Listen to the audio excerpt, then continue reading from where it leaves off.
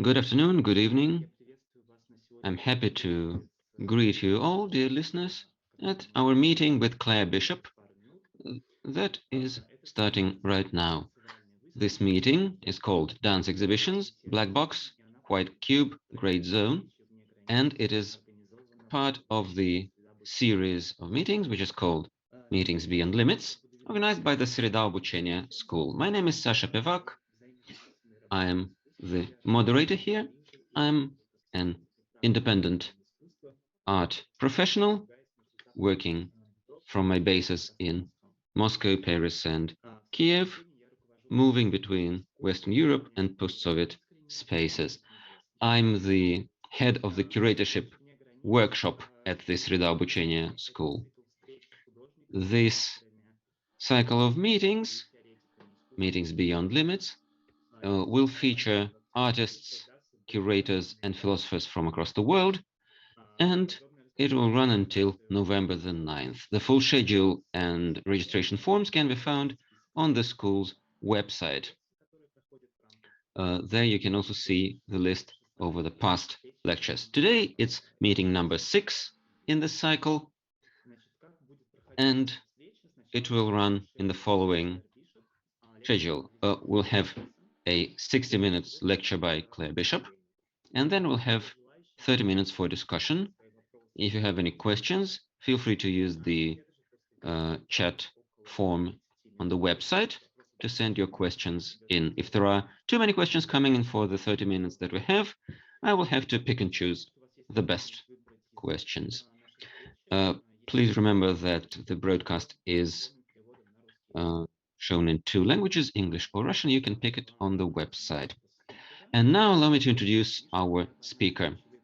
Claire Bishop will be touching a set of subjects today. She is a professor and an editor and author of several books on spectatorship and performance. Her recent book on museums appeared in 2019. Her books have been translated into 20 languages. Currently, she is working on a book on Merce Cunningham and a collection of essays on contemporary art. Her most recent book dealt with the Cuban artist Bruguera. I'd like to thank you, Claire, for joining us here for this lecture. And today, as Claire has told us beforehand, is Dance Exhibitions, Black Box, White Cube, Great Zone. And this lecture will deal with an important trend in contemporary art, starting with the mid-2000s. That is the migration of theater performances or other performances made initially for a black box into the white cube of a museum. This led to the emergence of dance exhibitions that are a hybrid form between classical exhibitions and dances. This led to a change in temporalities of performance. Unlike a theatrical black box, a performance in a museum is spread across all the working hours of the museum. They are now not events, but rather parts of an exhibition that work in an exhibition time. While the viewers do not have to watch the whole performance, they can come and leave at will. Behavior protocols for the audience change as well. The viewers are allowed to make photos with their phones and publish them online. This is even encouraged by artists and institutions. This also leads to a more widespread attention on the side of the viewers. Some artists view it negatively. They see it as attention grabbing by museums. In the lecture, Claire is going to talk about the popularity of dance exhibitions that is in part due to social media, and how the pre-modern viewership and spectatorship model is re-emerging again when participation and viewing are very tightly knit together. So with this, I'm giving the floor to Claire. Again, thank you for joining us today, and now the floor is yours. Thank you, Sasha, and thank you, Svetlana, as well, for inviting me to speak. And hello from New York. As you can see, it's the middle of the day here. So let me share my screen and start by giving you a bit of context for what I'm going to talk about. As Sasha's detailed introduction implies, some of this is already published in TDR a couple of years ago, so you can find an early version of it there. But I'm reworking it at the moment for a new book, which Sasha also mentioned, which is provisionally called Disordered Attention. And so this is a book as a collection of 4 essays about contemporary art and performance since the early 1990s, and with an emphasis on spectatorship and attention. And so in this one, I really wanted to think about the relationship between performance and social media, because this is it's something that's so heavily criticized by art historians and art critics that I really wanted to tackle it. The other thing I want to say is that, yes, this was written about 4 years ago, and of course a lot has changed then, not least of which a global pandemic, which has made this feel very dated. So I would love to talk more in the Q&A maybe about what parts of it still feel relevant and which parts now feel consigned to the past, or whether actually after this 2-year hiatus we will just continue and pick up where we left off. I'm going to, because this is material I know quite well, I'm not going to read directly from my script, but talk alongside the images. I hope that's a little more interesting for you and maybe easier for the translators.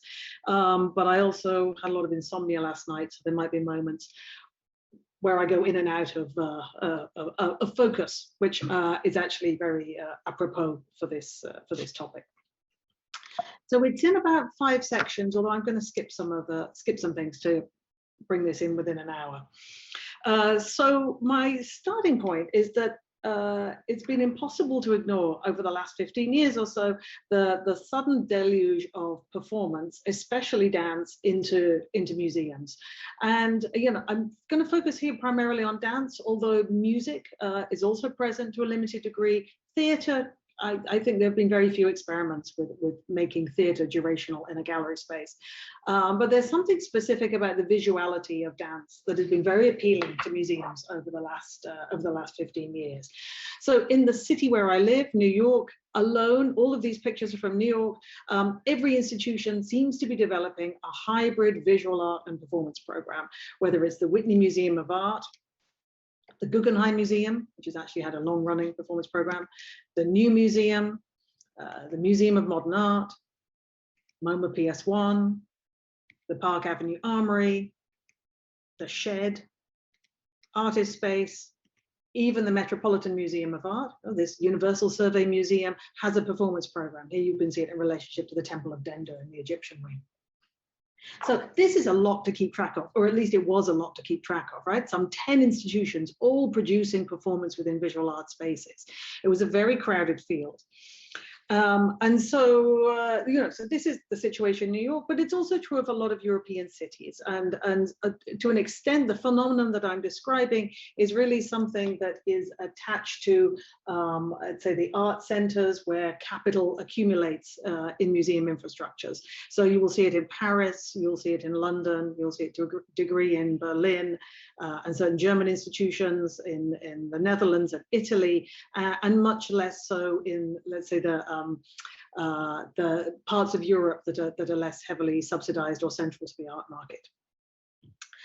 So my starting point then is this surge of dance in museums, and also the negative reaction to it by a lot of art critics and historians. So for example, just to drop some examples for you. So this is a picture of the extension of MoMA, which opened in 2019, opened 2 years ago. And the critic of New York Magazine criticizes this extension because he says it privileges live action events, performance, entertainment, and almost anything that doesn't just sit still to be looked at. The new MoMA is designed to allow for an ever-increasing number of events whose primary purpose, and here I get to the key part of the quote, little hits of serotonin and dopamine. So his comments are then echoed like a year later when the German critic Sven Lüteken turns his attention to Tino Sehgal. Here's a picture of his project at Tate Modern in 2012, where he says, Tino Sehgal's work exhibits a perfect compatibility with the temporalized and eventized museum, in which something, anything, must happen almost all the time.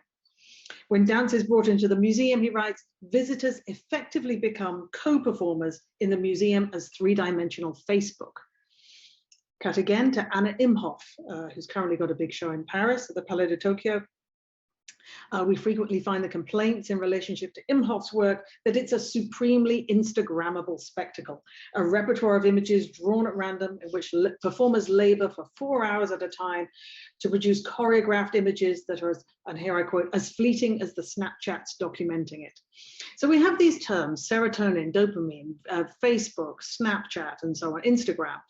So even if the critics don't directly draw an equation between performance and social media, they do tend to equate performance in the museum with presentism, distraction, entertainment, and social media. And implicit through this is a call to, back to the pleasures of looking at a dead object. Now, that's the art historian section. We find in performance studies that people are equally negative, but in a slightly different register and for different reasons. So performance studies scholars are understandably less anxious about spectacle and Instagram and entertainment, but they're more interested in trying to fit this within a theory of post-Fordist labor. And so we find performance theorists turning to Italian post-workerist theory to account for contemporary performance practices, and conversely, Italian post-workerist theorists like Paolo Verno turning to performance as a way to explain neoliberal labor.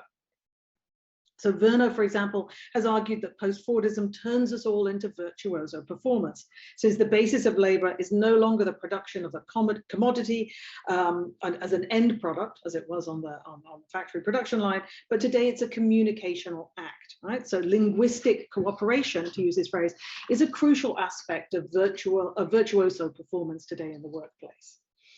So this kind of, chiasmic relationship that the performance scholars are pointing out is definitely borne out in current performance practices, where we find an entire subclass of performer that's evolved in order to undertake these works, especially in works like Tino Sehgal, which employ up to 50 people at a time. The contracts are not quite 0 hour, but they're certainly short term, and they don't include healthcare and insurance. So just to hammer this point home about Sehgal, actually over 100 people were recruited for this performance, of which 50 were performing at any one time. Excuse me. And a crucial part of this performance was the performer's linguistic cooperation with the audience, as you will know if you've seen any of Tino's works. So I don't want to discount these readings from the performance theorists about labor. I think they're important. I think they're appropriate. I just have reservations about how useful they are long term, and whether they have everything that there is to say about dance in the museum. I think cumulatively they have the effect of reducing live art, performance art, to fodder for social media, and by extension museum marketing, and render them inseparable from neoliberal work practices. And they also blind us, I think, to other more interesting changes that are taking place within the gallery space that are concerning attention, spectatorship, the changing character of how we look today. So in order to explore those questions in particular, I'm going to look at a particular type of performance practice that I call a dance exhibition, which I'm loosely defining as the prolongation, the expansion of performance to fill museum opening hours. Now, this is a genre that's used both by choreographers who move their work into the gallery space, such as these images on the right by Anna Teresa de Kersmacher and Xavier Leroy.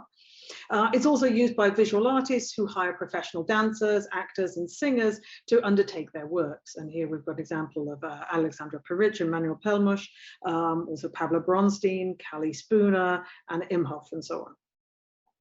So I want to present the dance exhibition as a paradigmatic new grey zone, a grey zone which has emerged from the hybridization of two apparatuses. So it's the historical convergence of experimental theatre's black box, and I'm going to say more about that in a moment, and the art gallery's white cube. And to do that, I'm going to focus on three paradigmatic examples. which I also want to argue are intrinsically post-digital. So the other aspect of this is to focus on new technology, but not through a denigration of social media, but instead to talk about an internalization of the internet in this kind of dance. And I will talk about Maria Hasabi, Xavier Leroy, and Imhoff. And I apologize in advance, I don't have any captions relating to my images, but I'll tell you when you need to know, I'll let you know. So while much about the grey zone is yet to be defined, it is, after all, a grey zone, one thing we already know is its ready accommodation of camera phones and networked image circulation. And I think this is not coincidental. We find at almost exactly the same moment the first dance exhibitions emerging and flourishing around 2007, 2008, which is exactly when we have the introduction of the iPhone and the iCloud, actually. So, and as we know, the iPhone, the portable camera with a high quality image is what finally led museums to abandon the photography restrictions that they once enforced with such urgency when we visited museums, right? You were never allowed to take photographs. Now, of course, taking photographs and circulating them is all regarded as very much part of our spectatorial habits of visiting gallery spaces. So this symbiotic relationship between the dance exhibition and new technology, I want to say, is not something that is to be discounted or disparaged as trivial, but instead is fundamental to the proliferation and popularity of this new genre. So right now I'm going to actually skip over a long historical section in which I talk about the relationship between visual art performance, that's performance done by visual artists, people trained in visual art methods, and the performing arts, understood as performance by people trained in dance or music or theatre. And instead, I'm going to cut to this section, called event time, exhibition time. So one of the main consequences of the, I didn't know that was going to make that particular change, sorry about that. One of the main consequences of the performing arts migrating into the museum space is a retemporalization of performance from event time to exhibition time. Now, what do I mean by those terms? I use event time to refer to a set of theatrical conventions that are not just temporal, but also behavioral and economic, arriving at a certain venue at a particular moment with a ticket to sit in a particular place and watch a performance from start to finish. Exhibition time, by contrast, is more diffuse. It's linked to museum opening hours, usually 10 a.m. to 6 p.m. It's governed by self-directed viewing. You choose what you want to look at rather than sitting in one place. And you can walk in and out of the gallery space at any time. And I'm going to refer to that apparatus as the white cube, even though regardless of the actual architecture and decor of what's going on. And the same with theatre. I'm just going to refer to black box and white cube in very general terms as these two apparatuses. Even though, of course, these terms are quintessentially 20th century terms, unlike the images I've just shown you here, which we associate with the 18th and 19th century. So the black box and the white cube are, of course, ideologically loaded spaces. Both aspire to neutrality, objectivity, and a certain sanctity. The white cube especially makes this, paradoxical claim to rationality and detachment, while also conferring a quasi-mystical value and significance on the work, such that you can move any everyday object into this space and it acquires the aura of a work of art. It's the paradigmatic modern exhibition space. It emerged in the first decade of the 20th century at the Vienna Secession and the Venice Biennale. And now it's the standard, the norm for all exhibition venues. The black box, by contrast, didn't gain popularity until the 1960s. It emerges from flexible theatre in the 1950s.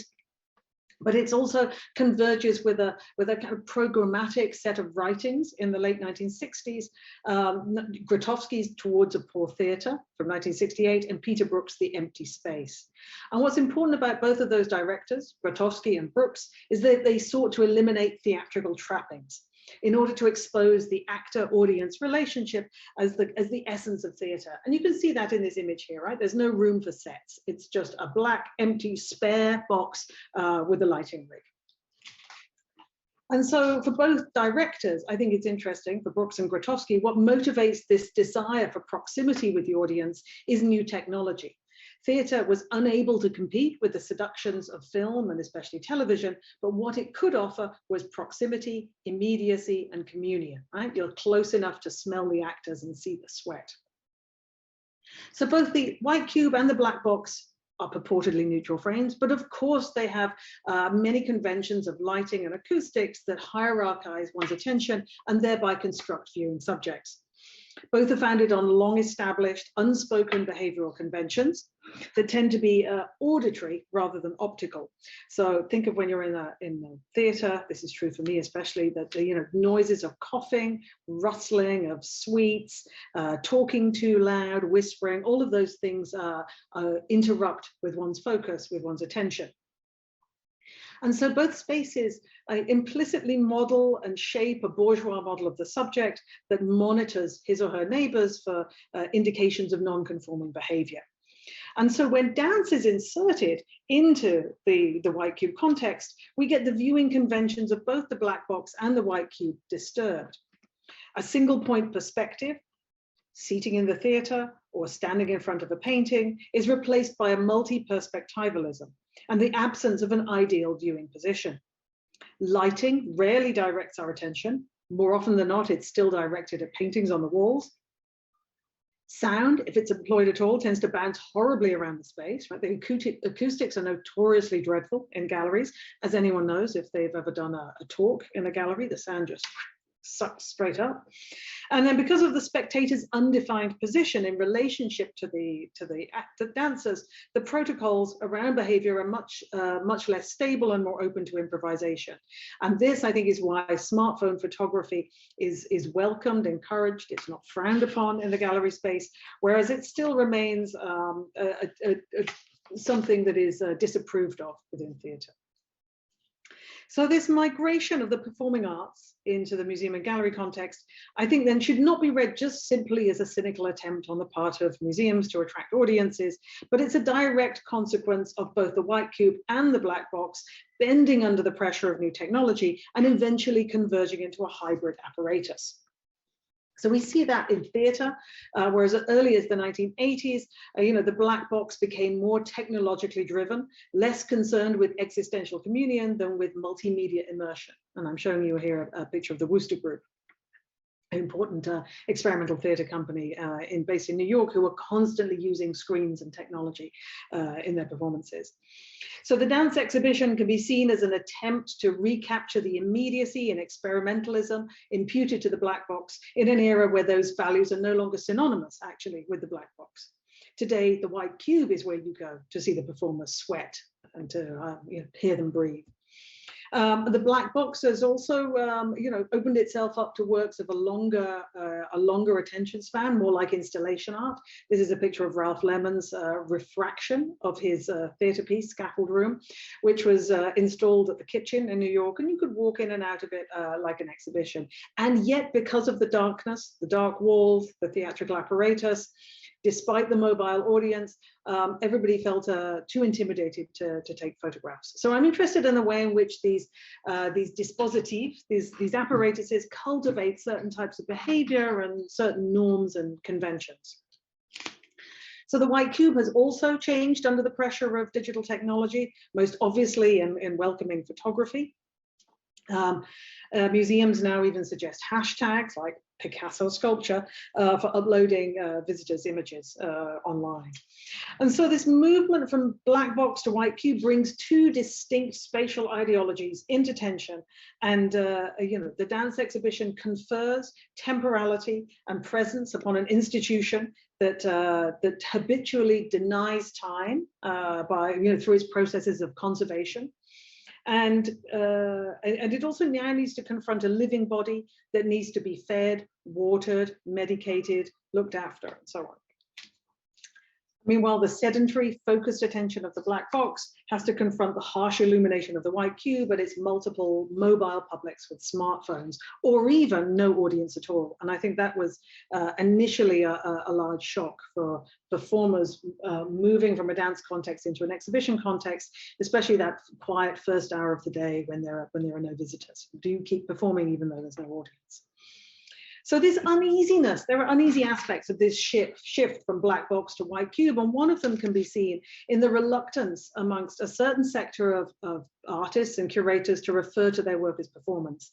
And this is an example here of Tino Sehgal, who may be the preeminent example of resisting the term performance, and who prefers to think of his work as sculpture, arguing that it's present throughout the day like a sculpture.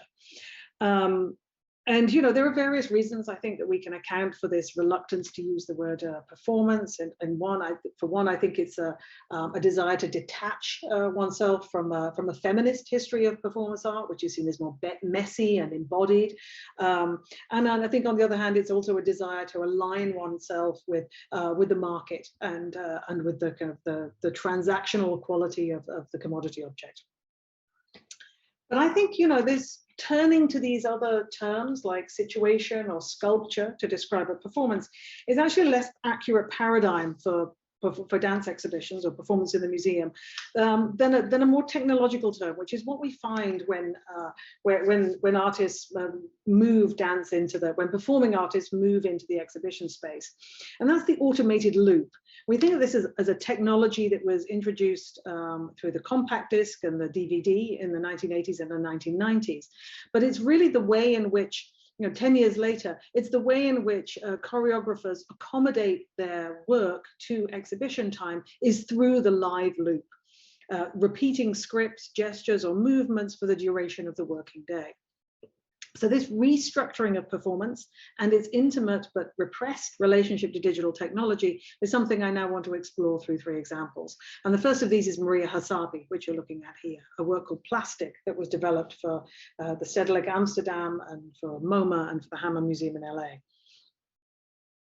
So she refers to it, actually, interestingly, she doesn't call it performance either. She calls it a live installation, even though I think it doesn't really animate the museum so much as provide this counter composition of horizontal bodies on the floor, especially on the staircases.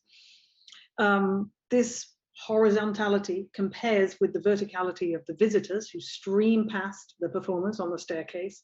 It took 2 hours, for example, for Hasabi to descend the staircase at MoMA while streams of visitors trudged past her.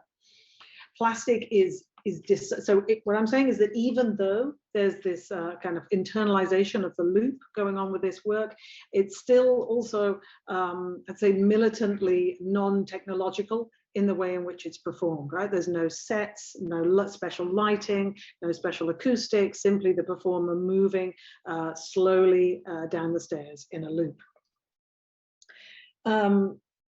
So despite the work's title, Plastic, Hasabi's concerns, I think, are as temporal as they are spatial as material. She writes, "We need to sustain the loop, which is essentially the structure of the work, so counting becomes very important. Each performer counts everything we do, and we synchronize our rhythm of counting with the iPhone timer in the morning, like little machines." So I'm giving you a quote here from Hasabi because I'm very interested in this internalization of technology, not because it's particularly new to be thinking in terms of clock time rather than metric beat. Merce Cunningham was the first to do this in the 1950s. Moving away from the metric beat of a musical composition towards clock time, timing everything with stopwatch, but more that it's a sort of synchronization of the body with the iPhone that begins the piece. What's also noticeable about this, I think, is the kind of the physical materiality of this. So again, what I'm trying to point out is this dialectic of the technological as something internalized, the loop, the iPhone counter, and something also absolutely physical and material and non-technological in the confrontation of the body pressing onto a cold floor or sliding over the vinyl of a sofa, or the fingers, you know, perilously close to people's feet. So this gravitational pull, I think, couldn't be less virtual or digital. The dancers, you know, are not exhibiting this sort of weightless verticality of ballet or CGI animation, but they lie on the floor like vulnerable organisms. And it's precisely this object quality of the performers, I think, that encourages photography of this work. And also, of course, because the movements are incrementally slow to the point of being barely perceptible. So I think plastic exemplifies in a particularly concise way these paradoxes of the grey zone, in which the dance exhibition both reasserts and represses the live body under a contemporary regime of digital technology. So the apparatus is stripped back, like the black box, right? No fancy sets, you know, lighting, acoustics, but instead just the kind of raw immediacy of the body in space, confronting the audience. But they also reinstate technology as a means of organizing duration and structure, the live loop, the internalization of the iPhone, and thus invite the new digital protocols of the grey zone, as I'm calling it, right? Which means lots and lots of photography. And I just want to include this link here where I tried to do an experiment with Hasabi when she couldn't come to a conference that I'd organized, where I interviewed a lot of her performers about their relationship to photography and to time. And to the audience, and we put those together on top of a slideshow of Instagram photographs of her work. So looking at the performance from the exterior in the Instagram photos, but also from the interior with the performer's words. Now, so we could say that this kind of relationship, this kind of dance is post-digital, in that it's internalized the logic of digital technology, or it's post-internet. A similar relationship could be seen in Xavier Leroy's retrospective, which is a rotating cast of 6 performers who present in the gallery their own versions of Leroy's solo works, which were originally produced for black box theatres, right? So here we have a very clear transition from black box into white cube, and a complete restructuring that needs to be done in order to effect that transition. The viewer enters the space, the door at the back, if I can here, to find 4 dancers in various positions, and I'm going to point them out to you. Here's one, which is doing holding a position. These 2 are doing small loops of performances, and this one is giving a lecture performance. And ignore this person, that's just a visitor. So it takes a while when you walk into the space, because of the way in which the dancers are dressed, they look like every other visitor, to work out what the 4 positions within the retrospective are. And so they're doing different types of activity. And this is a sort of self-conscious reflection on the retrospective as an exhibition genre. You can tell that retrospective, by the way, is given in inverted commas as the title. And so he's working through the different ways of being able to present dance in the exhibition space. So one is what he calls the sculpture, holding a position for a duration of time. The other one is the loop, taking an excerpt of some of his best-known pieces. This is an example of self-unfinished, and performing it on a loop in the exhibition space. And the third mode is the lecture demonstration, after the manner of Leroy's own very important lecture performance, Product of Circumstances, from 1999.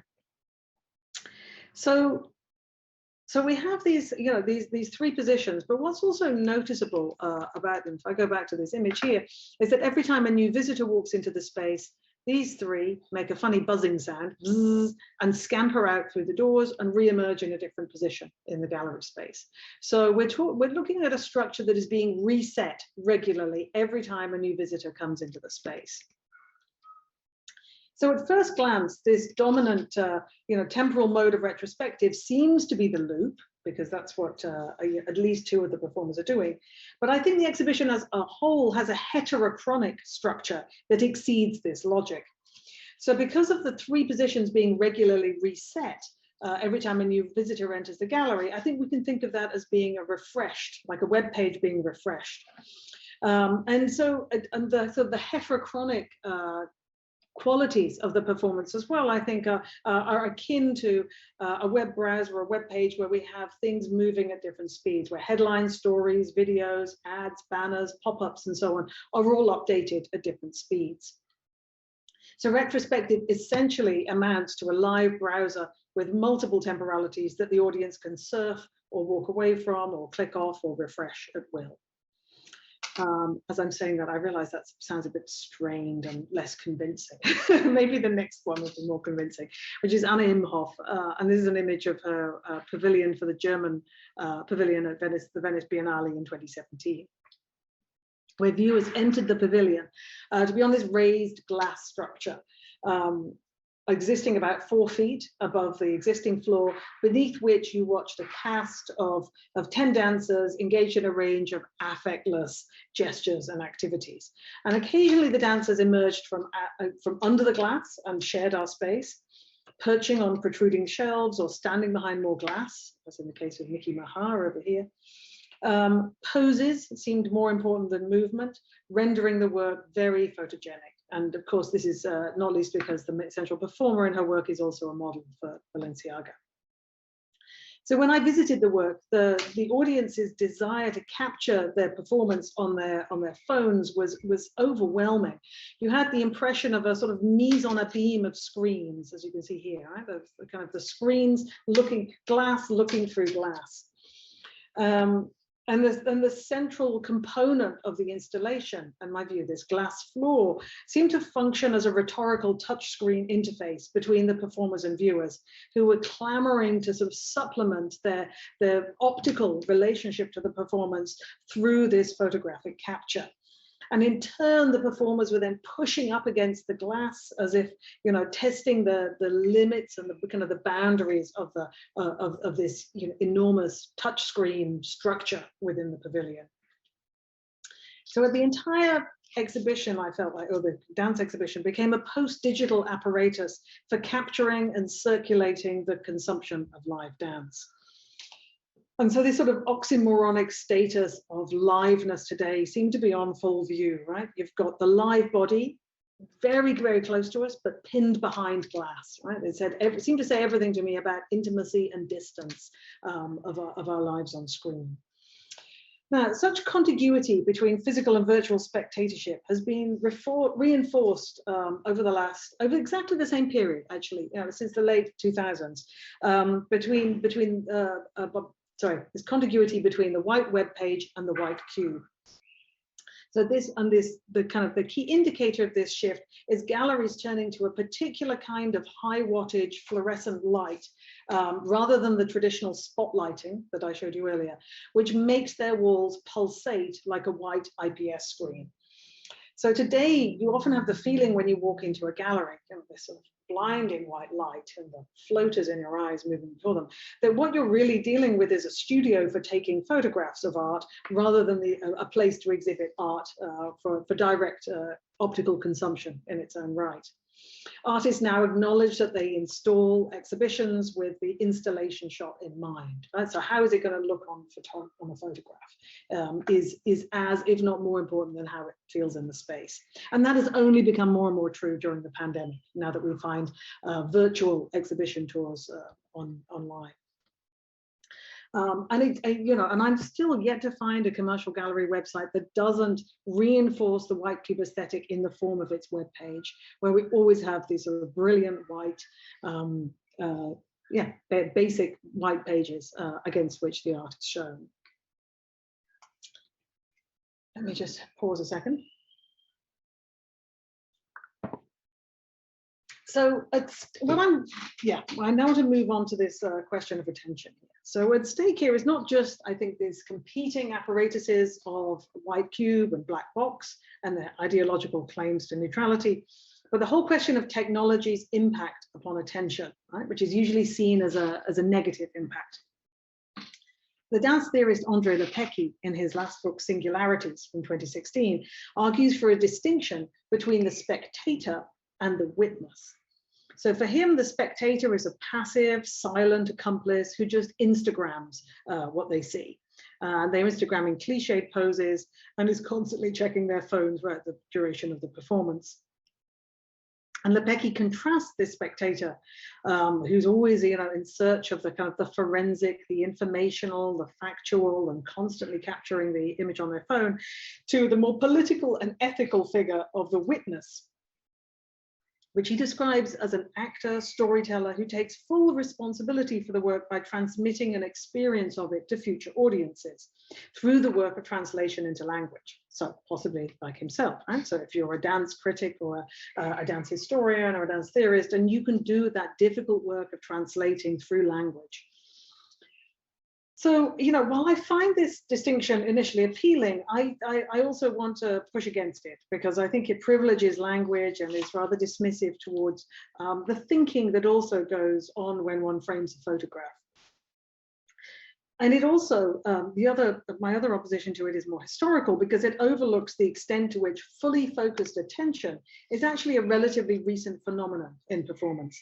It was only in the 1870s when Wagner designed this theater in Bayreuth in Germany to remove lateral views. As you see there, there's no boxes on the sides, provide a frontal perspective for nearly everyone in the audience, to conceal the orchestra beneath the stage, and to plunge the audience into near complete darkness, that we have this idea of full immersion and concentration coming into existence.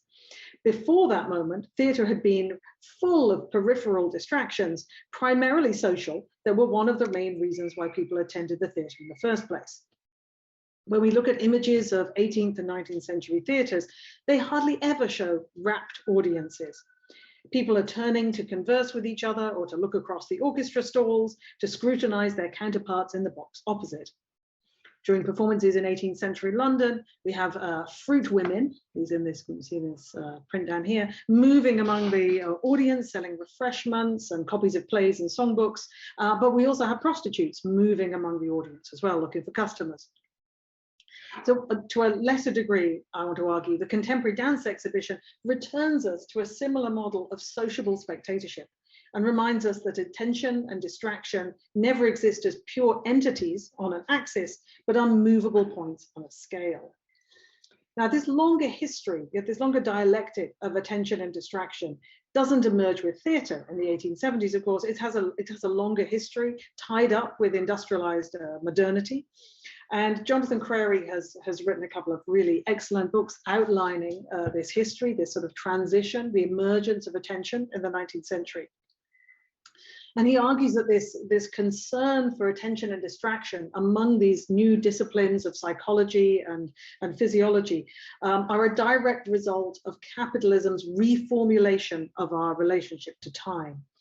It imposes, capitalism, especially the factory workplace, imposes a disciplinary regime of attentiveness. For example, in the vigilance needed to stay safe when you're operating machinery. But it simultaneously works against this attentiveness by requiring the subject to adapt to ever faster cycles of obsolescence and change.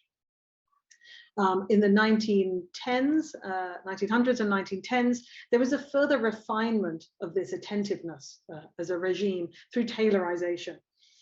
With a taylorization of labor is accompanied by a taylorization of workers' bodily movement, right? Minimizing the amount of time it takes to assemble something on the production line, rendering their output more efficient and quantifiable. And I think the digitalization of the workplace under neoliberalism has in many respects continued this quantification of output. In the service sector is now language that is monitored, measured in the number of telephone calls you answer in a call center, the number of emails you reply to, or the number of words translated. And of course, as we found all too vividly over the last year and a half, productivity now spills beyond the workplace. We have work from home. There's no separation between labor and leisure. And this has been so exacerbated to such a mind-bending degree by the pandemic. The computer is this mechanism of distraction that slows down our efficiency in the office, because who hasn't done online shopping when they should be working? But it's also the device that allows work to penetrate our homes, our evenings, our meal times, our holidays. So the ideal subject of neoliberal capitalism has to thrive within this structural contradiction of being endlessly productive, right? The relentless feeling of never doing enough, coexisting with the feeling that you never have enough downtime. And the psychic consequences of these contradictory demands to be always productive, always focused at work, but also always consuming in leisure time, they've been present throughout the 20th century, but it's only in the last, I'd say, 4 decades that they've been pathologized as attention deficit hyperactivity disorder, ADHD. Discovered and named in 1980 as a mental illness that requires medication. Now, ADHD, we could see, there are readings of ADHD, which are critical readings, that describe it as a way to handle the pressures of work under capitalism. They enable you to focus, to be productive, competitive, and boost your cognitive performance in college and the workplace. So the main driver of this seems to be, a sense of conformity and competition, which is either self-imposed in the case of students at university, or is imposed from above by the children's parents who don't like dealing with a difficult, hyperactive child and want them to conform at school. So neoliberal capitalism requires high performance, and whether you're a banker or a sportsman or a student, and ADHD drugs can deliver this, especially for the privileged. So now I want to be clear here, I'm not criticizing people who take ADHD. This is, I know a lot of people who benefit enormously from these drugs and they allow them to be functional. What I do want to point to is the way in which distraction in the ADHD discourse, but also more broadly, continues to be moralized, right? So distraction is moralized. Every month we've got more articles and books lamenting the emotional costs of smartphone addiction, the need to take a digital detox, or the inability of students to endure a seminar or a lecture without also checking their phones. And I like this photo because every student seems to be looking at a different page on their laptops. And I should emphasize that I'm fully expecting that you listening to this are also checking your phones and talking to each other and doing a multiplicity of other things while I'm in the background. So these publications, I think, that are critical of distraction unwittingly reinforce a culture that values the speed of productivity and performance over slower, more creative forms of mental processing. So we always find that attention in these discourses connotes agency and self-determination, whereas distraction is seen as a loss of willpower or weakness. So again, my point isn't to take such a strong position on these debates. I'm not a psychologist. I want to instead argue that this binary of attention and distraction is a fallacy. Attention constantly veers in and out of focus because we're human subjects and not laptops. Distraction, I want to argue, is just attention in the wrong place, right? So it's always subject to a moral judgment about to what we are attending. So the ideal subject of neoliberal capitalism is in fact not a human at all, but a computer able to perform several procedures simultaneously, producing and consuming without any lapses in attention for long periods of time without being distracted. So when dance, I'm emphasizing all of this because when dance moves into the museum, we find a continuation of this moralizing discourse of distraction, and that is found on the part of performance theorists and art historians alike. But I think we need to ask if these new forms of spectatorship really do constitute distraction or are simply a dispersal or a disordering of attention. The audiences of dance exhibitions, of course, are oriented towards the performer. And here's the performer in case you don't see them in Anna Theresa de Keersmacher's company in the center of the photo. But not exclusively. We also turn away from the performers to talk to our friends, whether they're the ones sitting next to us or whether they're online. We look at the work together, we compare thoughts, we report to friends who aren't there, we take videos, we post them. We're present for the work, but we're also present for other people. And I think this lived collectivity of a situation mirrors the flow of the performance itself. Now, over the last decade, we've even seen a handful of performances that even thematize digital distraction and coexistence. A very good example would be Martin Spangbird's work here, which is actually called The Internet from 2015, a 3.5-hour long performance in a gallery. You can come and go, you can drink, you can check your phone, you can talk to your friends, and the performers also have a drink, talk to each other, check their phone, and through this medium of the phone, the choreographer is also instructing them as to any changes in the performance. So There are numerous costume changes, there's unremarkable activities, phases with clearly choreographed music, and also others where nothing much seems to be going on. So we're in this sort of interstitial space of coexistence. And that, I think, seems to be the primary thrust of this kind of dispersal and thematization of distraction within contemporary dance. So these kind of works mark a change from conventional spectatorship in the theatre. It almost doesn't need to be said, in which our attention is more intensely individualized, even when we sit amongst others. In the theatre, my attention exists on a continuum of states, not necessarily attached to the optical, including trance, reverie, daydream, hypnosis, meditation, and association. And dissociation, right? So you know when you're sitting there, you're watching, but your also mind is going all over the place, or at least mine is. These internal states were once thought essential to creativity, but of course today they seem to be devalued as non-productive time. Durational forms of dance, opera, and theatre provide particularly rich spaces for such internal meditation. And I'm showing you here a picture of Einstein on the Beach, the opera by Robert Wilson and Philip Glass, which lasts for 4.5 hours. And I just want to give you a quote from Robert Wilson about this. He says, well, you know, if you fall asleep, when you wake up, it'll still be going on. And I like this a lot, because it implies that there is a, you know, that experiencing the work unconsciously is kind of as good as seeing it. And but the difference between this kind of 70s durational work, where attention is individualized and yet in a room with other people and yet flowing in and out of consciousness, is different to the kind of distraction and attention, that flow that we find today in the dance exhibition, because it's now a triangulation, I think, rather than a two-way flow of meditation between the object and one's interior life. So attention drifts from the performance and inner reverie to conversation with fellow viewers and taking photographs, right? So it's like it's a three-way meditation, a three-way form of spectatorship. So rather than denigrating smartphones as the foreclosure of focused attention, I think we should recall that all performances prior to the 1870s were social occasions. Just as much non-Western performance continues to be a social occasion rather than something you go to in order to be still and shut up and just watch in the dark. And so dance exhibitions return us to an older paradigm of sociable spectatorship, but with a new technological supplement. Today, the gadget has just changed. Opera glasses have been replaced by cell phones and iPads. So I think I want to say then that next, that critical skepticism about performance in museums is just the latest iteration of long-standing anxieties about technology's detrimental effects upon attention.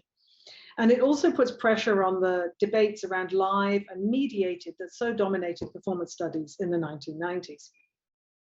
I think mediation today is less a question of live performance followed by documentation than it is a component that's fully anticipated in the composition of the work, to the point of being, you know, a kind of a conscious strategy. Whether this is Maria Hasabi holding poses that invite photographic capture, or Xavier Leroy deploying a refresh structure to the work, or Anna Imhoff installing a vast glass touchscreen floor through which the audience can photograph the performers and their own reflections. And this is because the very site with which these artists choose to engage, the museum, is already a form of post-digital mediation. So in other words, spectatorship isn't something that happens prior to mediation. It's already, spectatorship is constructed through every mediating apparatus, each of which invites different degrees of spectatorial reciprocity. So the 19th century museum, like the 18th century theatre, is a space for seeing and being seen. And this is, you know, and this is, I think, continued today in contemporary spectatorship, which is equally externalized and socialized through technology. Now, since last summer, with all of the upheavals and protests around Black Lives Matter, it has not escaped me that all of my examples here have been white. And it makes me wonder what it is about visibility and embracing visibility and whiteness and whether this is something I need to deal with within this lecture. Now, I don't want to make large claims about Black performers and choreographers, but it does seem to me noticeable that the tyranny of the smartphone and media circulation is something that they feel should be resisted, or at least these three. So alternatives, yeah, and I think each of these three artists put forward some kind of alternative to a perceived excess of mediation. In the case of choreographer Faustin Lignacula, he gave a lecture demonstration in and around the elevator at the Walker Art Center, right? So in this very interstitial space that wasn't even, very obvious that a performance was taking place. Trajal Harrell did a performance late at night. It began at 11 p.m. in a space next to the escalator at MoMA. And the choreographer Ralph Lemon has tightly controlled the images that circulate of his collaboration with a family in Mississippi, which he's been doing for almost 20 years. Only a tiny handful of his photographs and videos can be found online. And so I find it, I'm just putting this forward as a speculation because I'm really not sure what to do with this or how far I can go with this. But it seems telling to me that each of these artists are African or African American, and they have a reticence towards online circulation. And one way I'm tempted to account for this is through the recent idea of sousveillance, S-O-U-S, sous, like the French under, sousveillance, a pun on surveillance. And specifically Simone Brown's idea of dark surveillance as an active inversion of the power relations entailed by white surveillance. And so what's interesting in Simone Brown's book called Dark Matters is the way in which she talks about a resistance to the hypervisibility of being racialized, which is something inevitable for these particular performers. Right, so hypervisibility as a forced relationship to a stereotype, which is then refused through the decision to reduce the circulation of images wherever possible, or to perform in spaces that are interstitial or liminal or late at night, or in situations where there's a less possibility of this kind of a voracious image consumption and circulation. But this is just an aside, it's kind of a footnote at the moment. I'm not sure what to do with it or how to develop it. So the majority of dance exhibitions, however, I think embrace the rampant proliferation of online images. And I think this, so this then is the gray zone. It's a hybrid realm in which spectatorial conventions are not yet established and still up for negotiation. Audience behavior is unpredictable, unprescribed. Performers may even need to be protected by guards from the audience. It's also a zone where the competing push and pull of technology is played out, where spectators and witnesses compete for different regimes of attention. And so I think what I'm trying to say is that the gray zone is not just these two apparatuses coming together, the black box and the white cube. It's also a mode of spectatorship and possibly even a mode of viewing subject. That exists in this triangulated space between the performer, the phone, and an internal set of thought processes. So I'm going to come to an end now. Let me just conclude with maybe just a couple of points of hesitation around dance exhibitions. Just to step back from them for a moment. So I think they offer a locus of temporal deceleration and meditation, collective meditation in front of the live body. And I think this reflects a genuine desire on the part of performers and audiences alike for experiences that stand as a counterpoint to our lives online. Right? So they fulfill what the black box in the 60s was seeking to obtain. Embodied immediacy, shared collective presence, physical proximity, a sense of place, and an internal meditation in the company of others. Right? So you see here some people looking at phones, some people are talking to each other, others are watching the dancer. At the same time, there's some things are lost in this, and some things that are lost would include, I think, a sense of institutional critique, because dance's institution is elsewhere. It's in the theatre. When it moves into the exhibition space, we have a loss of the kind of critical bite that can occur when an artist is dealing with their own disciplinary formation and the institution that houses that. Another hesitation I think I would have is that the transgression that was so integral to a history of visual art performance over the course of the 20th century, and this I'm thinking of Russian futurism, Dada, Italian futurism, through to all of the post-60s modes of transgressive performance and body art, pushing taboos of what is acceptable in terms of gender and the body and ethics of viewing. All of that gets lost in the dance performance, and where that has gone is in activism. So I think over the last 10 years, we've seen a kind of a move. The transgressive has really, through the institutionalization of performance by museums, we've seen transgression pushed out into modes of activism. And here there's, this is Liberate Tate, opposing BP oil sponsorship of the Tate in London. And here in the US, we've got a Gulf labor protest at the Guggenheim. So those are kind of two moments of hesitation. But I think this, the question I think is really where we are now after this enforced hiatus of the pandemic. Live performance has kind of ground to a halt in museums and reappeared only cautiously outdoors. Right now we're in the middle of the Performer Festival in New York with 9 performances all taking place outdoors. The question is really where we go next. Museums, as a result of this institutional, renewed appreciation of performance, institutions began to build dedicated performance spaces in high-tech new wings. But audiences, including myself, no longer flock to such institutions. We're all very wary of being gathered in such a way and sharing each other's air and breath in proximity. And curators are no longer programming dance exhibitions. So I wonder if the ad hoc energy of the grey zone, with its complicated wealth of paradoxes, is now in fact a thing of the past.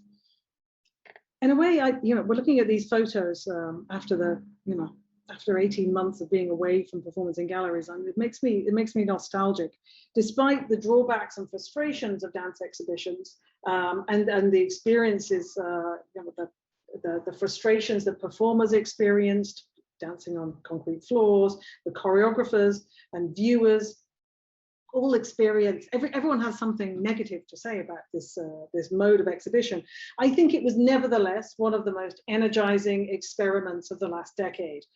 And a return to spaces that reinstate a more conventional mode of modern attention, encouraging fully focused individual spectatorship, I think would be a sad thing and lose the friction of dance's interface with unpredictable publics and chance audiences in all of their multiplicity. And I will stop there.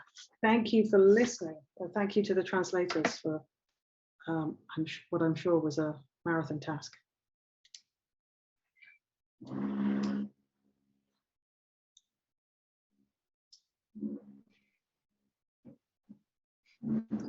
Thank you very much, Claire. Thank you very much for this very interesting analysis. Thank you very much for such a detailed analysis of the last decade of performances. We have a lot of questions now coming in online, and I will begin with a question that I wanted to ask. In your analysis, you referred to modern technologies a lot, and you started saying a couple of words about the pandemic, how the pandemic influenced performance art. And over the past decade, I think we also have to remember the digitization of labor, and the physical interaction between people is a rarity, more of a rarity now. And of course, this trend was further increased by the pandemic, which dictates the boundaries of physical contacts and the boundaries within which people can travel. It seems like that we are separated by multiple interfaces, while the human labor is replaced by algorithms and machines. In this situation, physical proximity becomes especially valuable. It turns into a unique experience, really. Very often it becomes a luxury good. And in your opinion, how do all these phenomena influence physical performance, and what is the potential to rethink these phenomena through the media of performance art? Okay. Well, first I would say that, this idea of physical proximity as valuable or a luxury, I think we're speaking from a very particular position here of privilege. And for the majority of so-called essential workers, physical proximity is a hazard that's encountered daily, just simply to earn money. And it's only a privileged sector of us who are able to keep earning a livelihood through this connection and separation of the screens. So I'd maybe resist a discussion of physical proximity in work as a luxury.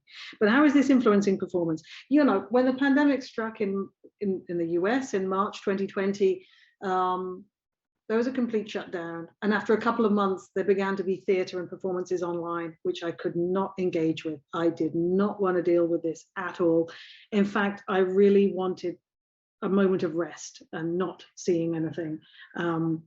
And simply, and found myself trying to process all the things that I'd been frantically doing over the last 10 or 15 years in my professional life, endlessly running from venue to venue, from country to country to see all these things, but with such speed that I hadn't really had time to digest things. So it's only in the last 2 months that I've started seeing performances again, and of course I've got no idea how to talk about this at the moment, apart from it feeling overwhelming and moving to be back watching something with other people, especially outdoors when the weather has been beautiful, whether it's a music performance or a dance performance. It's been, I have a kind of renewed sensitivity to an appreciation for everything I'm seeing. It's making me very uncritical, and which is unusual for me. So I'm really not sure. I think it's too early to say what influence this is going to have on performance. At its best, it will make people more creative and rethink the parameters and venues and possibilities of performing.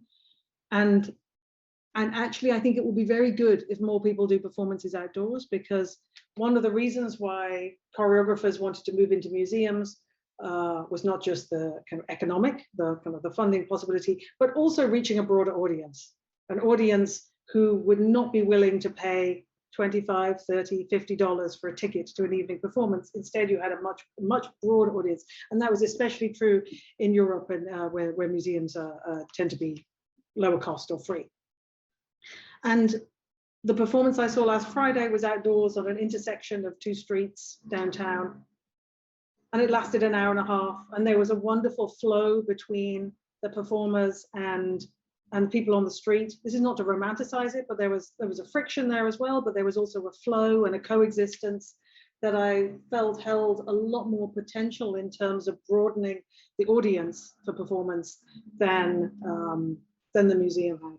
So at best, I think it will produce more work outdoors and more creativity and more innovation around the, because any set of requirements or impediments or restrictions can ideally forge something new. Well, let's have another question.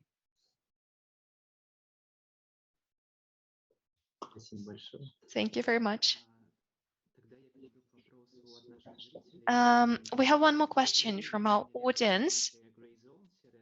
In the talk title, you have the term the gray zone, and then you use the terms white cube and the black box. And you described the gray zone as something which is emerging, which is in the process of emerging.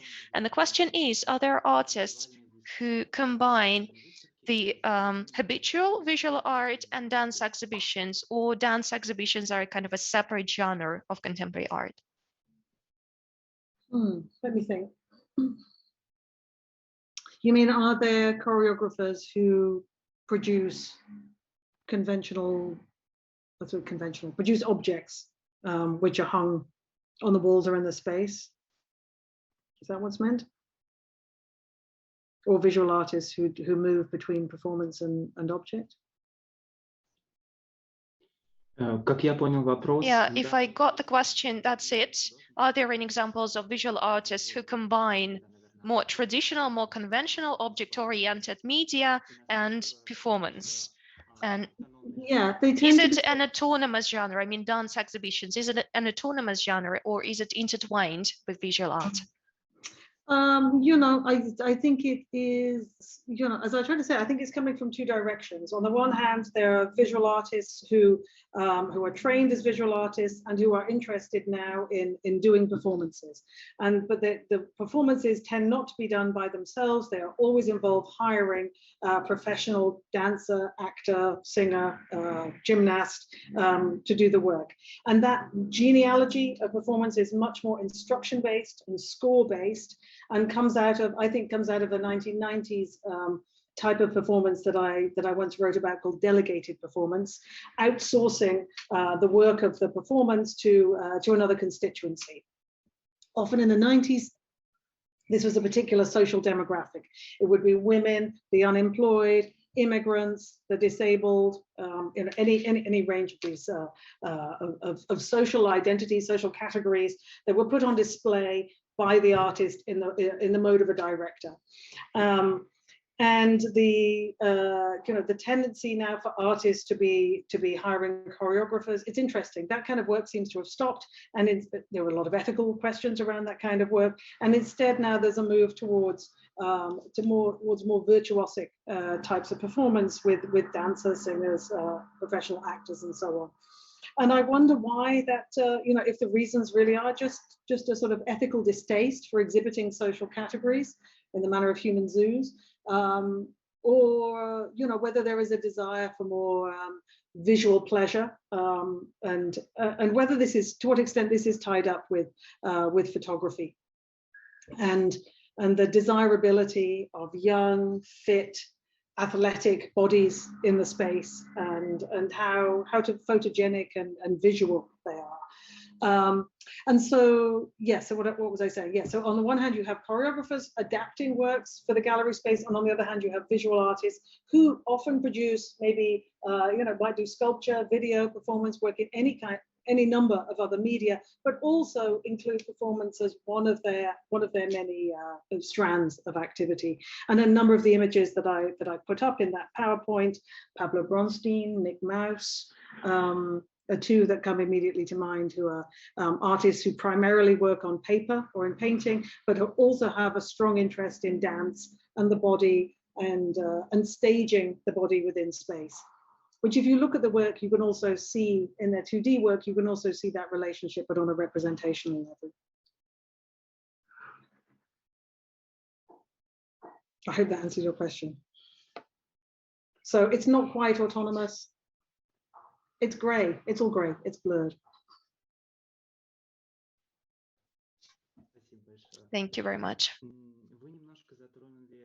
You touched upon the economic side of affairs, the budgeting of performances and performance art.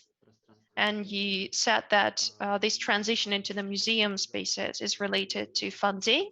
And we can remember Tina Segal here and how he sells his pieces. So there is a question now in the chat about how such works sell. Galleries sell contemporary art, but if galleries represent performances, how can they sell these works? So performance, yes, you're right that Tina Segal has been a pioneer in the marketization of performance. But I think what you see, what he opens up from 2002, 2003 onwards, is an understanding amongst museums, but also dealers, that historical works of art that are scored and thus iterative and have no original, these can also be sold. And so what you find from that moment on, it doesn't happen frequently, but nevertheless it's present and occasional, is that score-based works of art from the 60s and 70s start entering museum collections. So for example, the Tate acquired David Lamalas, The MoMA recently acquired Simone Forti's dance constructions.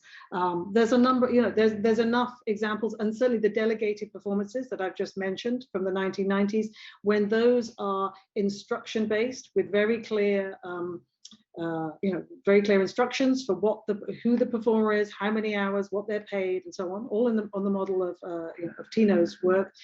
These also are the easiest for a museum to acquire because they're not dependent on the erratic central performer, on Abramovich, for example. You can't buy Abramovich and her charisma, but you can nevertheless buy something by a younger generation, a 90s generation artist that is a set of protocols that can be re-exhibited over and over again. That's iterative. So you find that when performance enters museums, it's on the iterative score-based model. Now there's something else you asked me about this. So the new tendency, I'm watching this one with some ambivalence at the moment. I think if performance moved into museums over the last 10 years, I worry that the current decade, which is also an effect of museums restricting the number of visitors that can come into a museum space at any one time. The new tendency here is performance within commercial galleries. Now, we've already seen performance in commercial art fairs, more as a kind of ornamental supplement to the real work that's being sold, which tends to be more object-based. But in the last month, I've been to see a performance at Pace Gallery and another one at David Zwirner. And both of them now have ongoing performance programs, and I am very, very curious to find out more about the economics of this, because clearly they are not selling this work. It's impossible to sell this work, but they are acquiring some kind of cultural cachet through the presentation of performance that is elevating the reputation of the gallery brand. At the same time, the choreographers are really benefiting from this, because what those commercial galleries pay is far in excess of what the museums are able to pay. I cannot say that either of these performances was particularly good, even though the choreographers are very interesting. So I think we're seeing the choreographers taking the money and running. But yeah, I'm curious to see where this goes over the next 10 years, and if commercial galleries are really taking over from museums, which would be a real shame, because although there's an intimacy to a commercial gallery space, you can only have 20 or 30 people there. We lose everything that I was just talking about the a kind of democratization, although I don't like that word just to mean big audiences. We lose the accessibility of performance to a broader general audience if it's taken away from the museum. Also in a museum, you get a sense of historical, a sense of a dialogue with history, which is also missing in a commercial gallery. So if the two alternatives now are the commercial gallery or the street, I'm in favor of the street. But of course, I want choreographers to have a livelihood and be able to manage. So maybe one is the necessary evil that needs to be, that allows the other one to exist.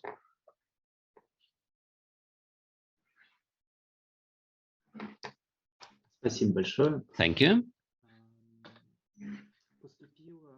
Now, another question from one of the viewers today about the spectator's experience and the phenomenon of spectatorship of a performance.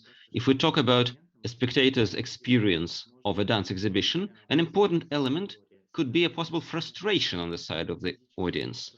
On the one hand, there is a performance here, and its physical locations might be beyond our vision and our attention. We cannot see everything, or even cannot see enough within the space or online. We see fragments, tatters, and sometimes unprepared viewers, spectators, don't know that they're witnessing a performance in it. And now to the question is asked in English. Identify the moment when spectators grasp the idea of the work of installation performance art they are watching and participating in. When does participation become conscious viewing? Let me think. Okay, so I would say that the dispersal, the fragmentation of attention in a dance exhibition is absolutely endemic to the genre.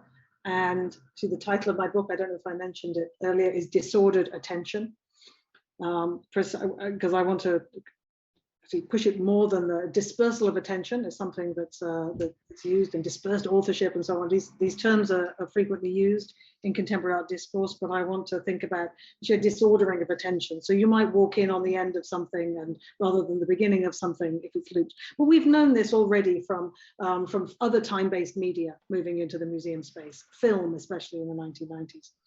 And the chance audience is also, I think, part of this, part of the randomness and disorderliness of dance exhibitions that I think a lot of choreographers welcome. They know that they're getting into this, and this is part of the appeal, along with the money, of working in a museum space. Now, your question about when is participation, could you just repeat it, Sasha? What was it? When is participation a form of conscious viewing?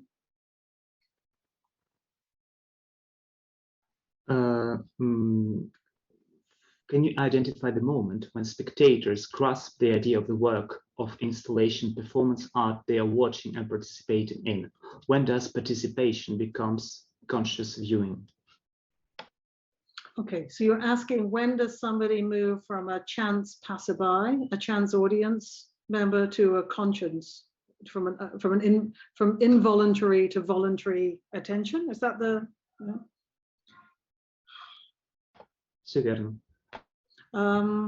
I don't think there is a moment when that happens, because it's not just a question of vision, it's also hearing, right? And it's also a sense of a social sense of where a throng of people are and whether one is moving towards a group of people. There's a kind of a social sense as well as eyes and ears that move us towards something, and something that can be a tropism or an inclination.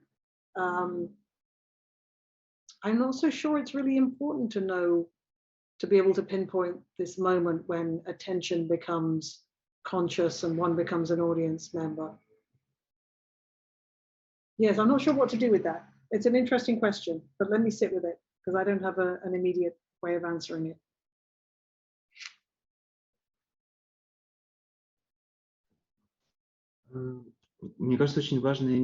I think an important place, as we're talking about dance exhibitions, an important place belongs to body and bodily practices in analysis such as yours. And so the question has come about a different kind of performances, voice performances or lecture performances. What is their place in all of this, in your view? Well, lecture performances always operate with event time, right? They're always rather like this is a lecture, not a lecture performance, but lecture performances have a beginning and end. And actually, I have once attempted to work with an actor to do a lecture performance, or I delegated to an actor, and we were asked to use a central, very large exhibition space, the atrium of the Barnes Foundation in Philadelphia, and it was a complete disaster because attention could not be focused on a single performer giving a lecture in this enormous space. So it became much more of a, I'd say, a conceptual pillar of the exhibition rather than something that could actually be attended to and understood. So for me, a lecture performance falls, squarely within event time. It goes from beginning to end. There is an arc. It's a very interesting genre. It's something I talk about a lot with my students. I'm trying to encourage some of them to do lecture performances this semester. Yeah, I just see them as unrelated because, to my knowledge, I've not seen a lecture performance on loop aside from within as a component of the Xavier Leroy performance, but it's not the central feature of that retrospective. I don't know if that answers your question.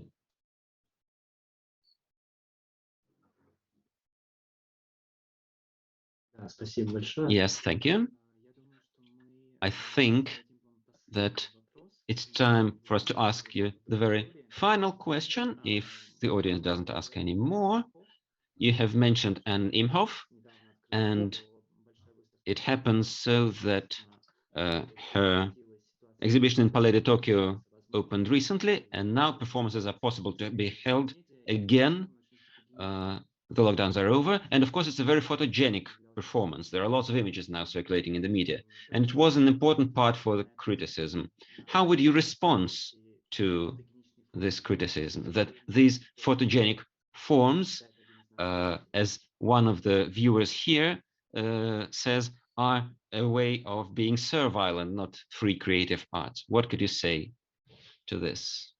Well, I hope my entire lecture was a refutation of that argument, right? Because sure, it's photogenic. Lots of things are photogenic. It's and I want to argue that sure, there's a way of taking photos in a way that's mindless, but most of us, I think, care about the composition of a photograph. And certainly when I'm taking pictures of a performance, I'm concerned to try and capture a context. And although I know when I look through Instagram, I see that, you know, there is a certain repertoire of types of photography around dance exhibition, the most common of which is to kind of frame out the audience.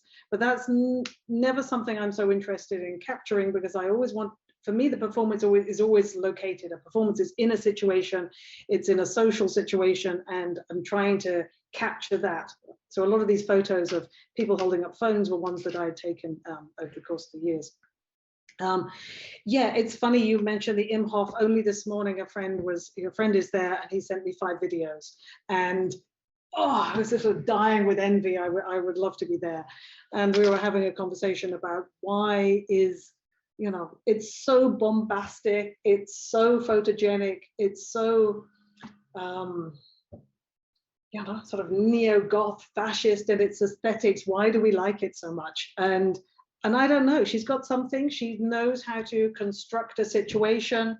She knows how to stage something in a very compelling way, and I admire her for that. And I don't see it as a bad thing that it's photogenic. It's capturing people's minds and imaginations, and you know, I'd rather people were photographing that than, you know, circulating cute cat videos online. I don't know what you want to compare it to, but I think there's I don't know, there's a very distinctive aesthetic sensibility in her work. And yes, I also noted that some of the performance was inside, and so maybe we're going to find this kind of work moving back indoors. I don't know. This is really going to depend from country to country, and it's going to be an interesting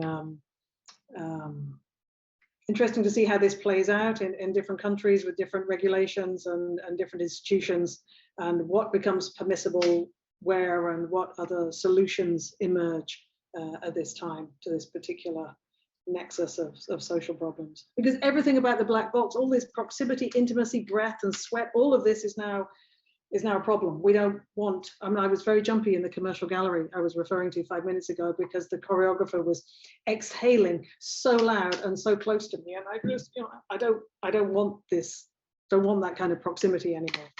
Everything's changed, but I don't know for how long.